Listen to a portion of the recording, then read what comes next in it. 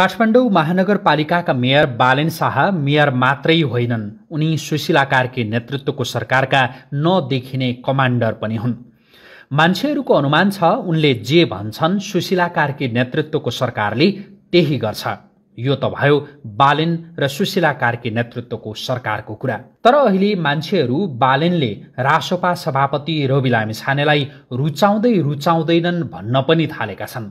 रविसँग बालेनको पछिल्लो सम्बन्धका विषयमा त्यति धेरै कुरा बाहिरिएको छैन, तर मान्छेहरूको अनुमान छ रविप्रति बालेन सकारात्मक छैनन्। साँच्चै सकारात्मक छैनन् भने किन छैनन् होला? अब केही बेर रवि र बालेन सम्बन्धको पृष्ठभूमि खोतलौं। रवि लामिछाने टेलिभिजनमा काम गरिरहेकै समयमा बालेन शाह राजनीतिमा हाम फालिसकेका थिए। बालेन राजनीतिमा हाम फाल्दै गर्दा रवि लामिछानेले उनलाई टेलिभिजनमा स्पेस दिएर सहयोग पनि गरेका थिए। सुरुवाती दिनमा रवि र बालेनको सम्बन्ध राम्रै थियो, तर जब रवि राजनीतिमा आए तब रविले एउटा बठ्याई गरे, जुन बठ्याई बालेनलाई मन परेन। स्वतन्त्र उम्मेदवारी दिएर चुनाव जितेका बालेन र स्वतन्त्र उम्मेद्वारहरूको क्रेज देखेर रविले पार्टीको नाम नै राष्ट्रिय स्वतन्त्र पार्टी राखिदिए। त्यति बेला स्वतन्त्र शब्द नै हाइज्याक भएको ठाने बालेनले। ठिक त्यही बेलादेखि रवि र बालेनको सम्बन्धमा चिसोपन आयो। अझ चिसोपन त त्यति बेला आयो जब बालेनले काठमाडौँको सुकुम्बासी बस्ती लगायतका केही स्थानमा डोजर चलाउने योजना पेश गर्दै रवि गृहमन्त्री भएका बेला सहयोगको प्रस्ताव राखे।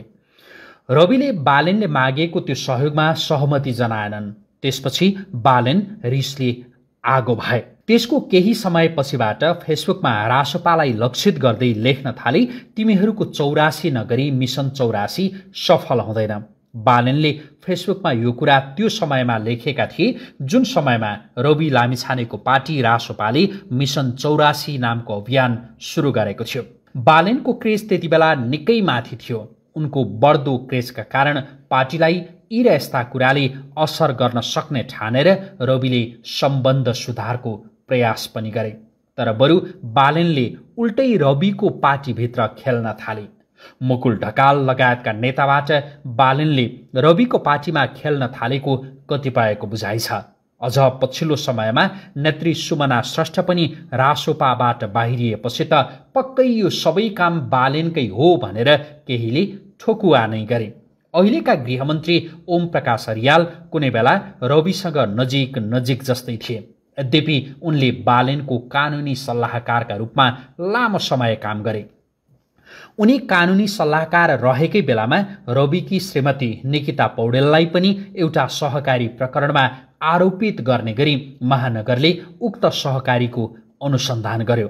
महानगरले गरेको उक्त सहकारीको अनुसन्धान रविलाई नै साइजमा राख्ने गरी थियो भन्ने अहिले पनि केहीको भनाइ छ। यति मात्रै होइन, ओम प्रकाश अरियाल गृहमन्त्री बन्नुभन्दा केही साता पहिले अरियालले एउटा टेलिभिजन अन्तर्वार्तामा बालेन र रविको तुलना नै हुन नसक्ने मात्रै बताएनन्, रासोपाको भविष्य नै नभएको भविष्यवाणी पनि गरे। यी विविध कुरालाई आधार मान्दा रवि र उनको पार्टीप्रति बालेन सकारात्मक छैनन् भन्न सकिन्छ। भोलिका दिनमा सम्बन्ध सुमधुर भयो भने त्यो बेग्लै कुरा।